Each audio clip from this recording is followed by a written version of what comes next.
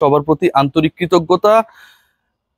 আমার কাছে মনে হয় যে এ যাবৎকালে বিপিএল এর সবচেয়ে বড় ব্রেকিং নিউজটা আপনাদের সাথে আমি শেয়ার করব, এবং এই নিউজটা আমার আগে আসলে বাংলাদেশের জাতীয় গণমাধ্যমে প্রকাশিত হয়েছে। একটা পত্রিকাই আসলে এই নিউজটা করেছে তাদের অনলাইন ভার্সনে, এবং সেই নিউজের প্রেক্ষাপট জানতে গিয়ে আমি আমার মতো করে ইনভেস্টিগেট করার চেষ্টা করেছি, জানার চেষ্টা করেছি, এবং আপনাদেরকে যে আপডেটটা এই মুহূর্তে আমি দিতে যাচ্ছি আমার কাছে মনে হয় যে এটা আসলে কারো জন্যই খুব একটা এক্সপেক্টেড আপডেট ছিল না, কিন্তু ঘটনা সেটাই। এনামুল হক বিজয় এবারের বিপিএল এ নানাভাবে আলোচিত এক ক্যারেক্টার।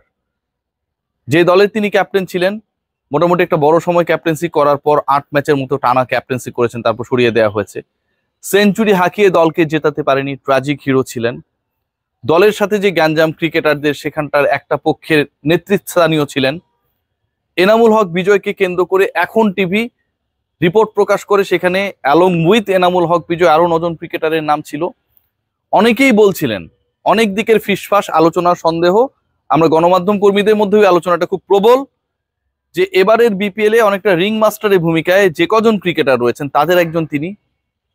শেষ পর্যন্ত সেই এনামুল হক বিজয়কে নিয়ে যখন রিপোর্ট প্রকাশিত হয়, পুরো বাংলাদেশ বিভক্ত, পুরো বাংলাদেশের যত মাতৃভাষার গালি রয়েছে তার একটা বড় অংশ আমি খেয়েছি। এবং এর কারণটা হচ্ছে এনামুল হক বিজয় কোনোভাবেই সন্দেহের মধ্যে পড়তে পারেন না। সন্দেহ যে কোনো ক্রিকেটারকে নিয়ে হতে পারে, সাইফুদ্দিনকে নিয়েও সন্দেহ চলছে, হতেই পারে, কিন্তু সেই সন্দেহটা কতটা ঘনীভূত হলে সেই ক্রিকেটারের দেশ ত্যাগে নিষেধাজ্ঞা আসতে পারে, এটা কিন্তু ভাই আপনাকে ডিফারেন্ট ওয়েতে কাউন্ট করতে হবে। কালের কণ্ঠ নিউজ করেছে, যিনি এই প্রতিবেদনটা করেছেন তার সাথে আমার কথা হয়েছে।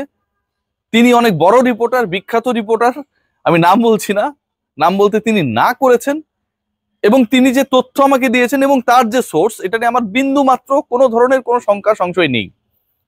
এনামুল বিজয় যেন দেশ ত্যাগ করতে না পারেন সে ব্যাপারে বাংলাদেশ ক্রিকেট বোর্ডে যে অ্যান্টি কারাপশন ইউনিট রয়েছে আকু, তারা পুলিশ হেডকোয়ার্টারে এ ব্যাপারে আবেদন করে। ব্যাপারটা কেউই জানতো না, এটা নিবিড় পর্যবেক্ষণের মধ্যে ছিল। একদিকে এনামুল হক বিজয়ের দেশ ত্যাগে নিষেধাজ্ঞা এনশিওর করার একটা প্রক্রিয়া ছিল, আকু যেটা পুলিশ হেডকোয়ার্টারের মাধ্যমে এনশিওর করেছে। অপরদিকে এনামুল হক বিজয় কোনো একটা ভিন্ন রিজনে কনফিডেন্ট হচ্ছিলেন। তার যদি আমরা ফেসবুক স্ট্যাটাস গুলো একটু দেখে আসি তাহলে হয়তো সেটার ব্যাপারে একটা আইডিয়া আমরা পেতে পারি।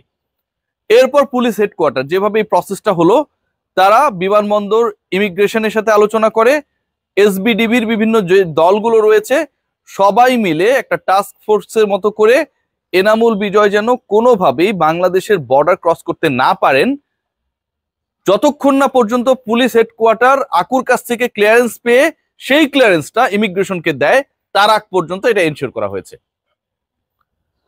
এনামুল বিজয় দেশ থেকে নিষেধাজ্ঞার যে ইস্যুটা এসেছে, আমার কাছে যেটা মনে হয় যে এটা খুব সিরিয়াস একটা ইস্যু, এবং এবারের বিপিএল এ এনামুল বিজয়কে কেন্দ্র করে যে রিপোর্টগুলো হয়েছে, এনামুল হক বিজয়কে কেন্দ্র করে যে রিপোর্টগুলো এমন ভাবে প্রকাশিত হয়েছে এবং যেটার ব্যাপারে মানুষের ধারণাটা অনেকটা যে দিস আর ফেক রিপোর্টস, আমার কাছে মনে হয় সেই ধারণা কিছুটা হলেও পাল্টাতে যাচ্ছে। 100% নিশ্চিত করে বলার কোনো সুযোগ নেই। আপনারা খেয়াল করে দেখবেন, যেই দলটাকে নিয়ে সবচেয়ে বেশি দুর্নাম হয়েছে, আলোচনা হয়েছে, যেই দলের ক্রিকেটাররা সবচেয়ে বেশি বিতর্কিত কর্মকাণ্ডের মধ্যে জড়িয়েছে, সেই পার্টিকুলার দলটা হচ্ছে দুর্বার রাজশাহী, যেটার একটা মেজরিটি পার্টি তিনি ক্যাপ্টেন্সি দায়িত্বে ছিলেন। সেই দলের ক্যাপ্টেন, চট্টগ্রামের ক্যাপ্টেন, ঢাকার ক্যাপ্টেন, সিলেটের ক্যাপ্টেন, আমি কিন্তু বলছি না কেউ অভিযুক্ত, প্রমাণিত হয়েছে। যে রিপোর্টটা এখন টিভি সর্বপ্রথম ফাঁস করে, সেখানটায় কিন্তু এই 4 দলের ক্যাপ্টেনের নামটা খুব সিগনিফিকেন্টলি ছিল, এবং এই 4 দলের মধ্যে বাকি 3 দলের ক্যাপ্টেন না, বাকি 3 দলের ক্যাপ্টেন যতটুকু মনে হচ্ছে যে আতসী কাচের নিচে, মাইক্রোস্কোপের নিচে, বরং এনামুল বিজয়ের ব্যাপারে পার্টিকুলার কোনো একটা জায়গা থেকে নিশ্চয়ই তথ্য প্রমাণ আকুর কাছে রয়েছে। আমরা যদি বাংলাদেশ অ্যান্টি কারাপশন ইউনিটের প্রধানের বক্তব্যগুলো দেখি, সোশ্যাল মিডিয়ায় তিনি যেভাবে বিভিন্ন সময় স্ট্যাটাস গুলো দিয়েছেন, প্রত্যেকটার মধ্যে দুটা জিনিস খুব ক্লিয়ার। একটা হচ্ছে কাউকে ছাড় দেবেন না, পাগলাটে মানুষ রায়হান আজাদ, আরেকটা হচ্ছে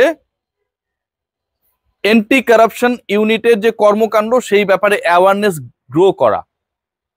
ছাড় না দেবার মানসিকতার যে ইস্যুগুলো আমরা দেখেছি, এটাতে ওই স্ট্যাটাস গুলো দেখে পরোক্ষভাবে এটুকু বোঝা যাচ্ছিল যে কোনো না কোনো ভাবে, কোনো না কোনো মাধ্যমে, কোনো না কোনো ওয়েতে আসলে তাকে আটকানোর একটা চেষ্টা মনে হচ্ছিল প্রচ্ছন্নভাবে কেউ করছে। কিন্তু যেহেতু ফাইনালি এই ডিসিশনস গুলো made by the head of আকু, রায়হান আজাদ, তিনি কিন্তু তার রোলটা প্লে করতে বিন্দু মাত্র পিছপা হচ্ছেন না। এই মুহূর্তের সার্কামস্টেন্স আমাদেরকে অন্তত সেই ব্যাপারটাই এনশিওর করে। এনামুল বিজয় যদি শেষ পর্যন্ত সাসপেক্ট হন এবং প্রমাণিত হয়ে যায় যে তিনি এগুলোর মধ্যে জড়িত, যেহেতু দেশ ত্যাগে নিষেধাজ্ঞা, এরকম নিষেধাজ্ঞা আমার কাছে মনে হয় খুব বিরল একটা ব্যাপার কোন একজন ক্রিকেটারের ক্ষেত্রে, তাহলে এখানটায় আরো অনেক ক্রিকেটারের নাম আসতে বাধ্য। যদি প্রমাণিত হয়, আবারও বলছি এখনো প্রমাণিত না, তবে যথেষ্ট ইনগ্রেডিয়েন্টস রয়েছে তাকে দেশ ত্যাগে নিষেধাজ্ঞা দেওয়ার ক্ষেত্রে যে ডিসিশন মেক হয়েছে, এটা আকু করেছে। আকু করে পুলিশ হেডকোয়ার্টারে গেছে, এসবিডিবির দল সবাই মিলে ফাইনালি এটাকে এনশিওর করার চেষ্টা করেছে। মানে এখানে একটা বড় ধরনের কর্মযজ্ঞ ছিল। একজন পার্টিকুলার ক্রিকেটারের ব্যাপারে, একজন জাতীয় ক্রিকেটারের ব্যাপারে, একজন পারফর্মার অফ দ্য বিপিএল এর ব্যাপারে এরকম ডিসিশন আকু এমনি এমনি নেবে না, বুঝে শুনেই নেবে। সো ওই কাজটা যিনি করছেন তিনি কিন্তু ভাই হ্যাড়োমালা লোক, কাউকে গুনার টাইম নেই, আমি যতটুকু বুঝি। এখন এই কথাগুলো বলার কারণে আবার আকু আমার জিজ্ঞাসাবাদ করতে পারে, ভাই এত কিছু কেমনে জানলেন? সেটা করলেও সমস্যা না, আমার ব্যাপারেও আপনারা ইনভেস্টিগেট করতে পারেন, আলহামদুলিল্লাহ। তো ব্যাপার যেটা, সেটা হচ্ছে এনামুল বিজয়ের নামটা যেহেতু এসেছে এবং he is the only cricketer till now যাকে বাংলাদেশের সীমানা পার হতে দেয়া যাবে না টাইপের একটা ডিসিশন মেক হয়েছে। আরো অনেকের নাম আসার সম্ভাবনা খুব প্রবল। এবং সেই জায়গাটায় আমার কাছে মনে হয় যে রাজশাহীর ক্রিকেটাররা আন্ডার ডেঞ্জার যদি কেউ কোনো ধরনের অপরাধমূলক কর্মকাণ্ড করে থাকেন। বিপিএল যত শেষের দিকে যাচ্ছে তত বেশি নতুন নতুন চমক আসছে। ক্রিকেটীয় চমক যতটুকু, তার থেকে ক্রিকেটের বাইরের দুর্গন্ধযুক্ত দুর্নীতির চমকগুলো অনেক বেশি। এনামুল বিজয়ের ওই 10 জনের তালিকায় নাম আসাটাই ছিল অনেক বড় চমক। এখন এনামুল বিজয়ের দেশ ত্যাগে নিষেধাজ্ঞা, বাকি 9 জন না, তিনি, এটা আরো বড় চমক। মোহাম্মদ সাইফুদ্দিনের ব্যাপারে সন্দেহ তৈরি হওয়াটা বড় চমক, কারণ সাইফুদ্দিনকে আমরা অন্যরকম ভাবে ট্রিট করতাম। সেই সাইফুদ্দিন এতটাই সন্দেহজনক অ্যাটিটিউড করেছিলেন, 4টা নো 2টা ওয়াইড 3 ওভারের মধ্যে, 3 ওভারে 6টা অদ্ভুত বল, এবং যে নো বলের ফ্রি হিট গুলো তিনি খেলতে দিয়েছিলেন, অ্যালাউ করেছিলেন, সেগুলো যেন হচ্ছে মারার জন্যই, ভাই চামনে পারো মারো, এরকম একটা অবস্থা দেখে মনে হয়েছে। তার ব্যাপারেও কিন্তু একটা বড় ধরনের ইনভেস্টিগেশন আমি যতটুকু শুনেছি চলমান, এবং রংপুর রাইডার্স কর্তৃপক্ষ, আবারও বলছি, সার্কামস্টেন্স এটুকু ইন্ডিকেট করে তারাই আকুর কাছে কমপ্লেইন করেছে যে তারা সাইফুদ্দিনের অ্যাক্টিভিটিতে নট কনভিন্সড। শেষ পর্যন্ত কি ঘটে দেখার, তবে যেভাবে যা ঘটছে খুবই দুঃখজনক। এনামুল বিজয়ের দেশ থেকে নিষেধাজ্ঞার খবরটা আমি যতটুকু আমার সোর্স থেকে কনফার্ম হয়েছি 100% অথেন্টিক। দেখা যাক শেষ পর্যন্ত কি হয়। আবারও বলবো, আমি চাই এগুলো সব কল্পনা হোক।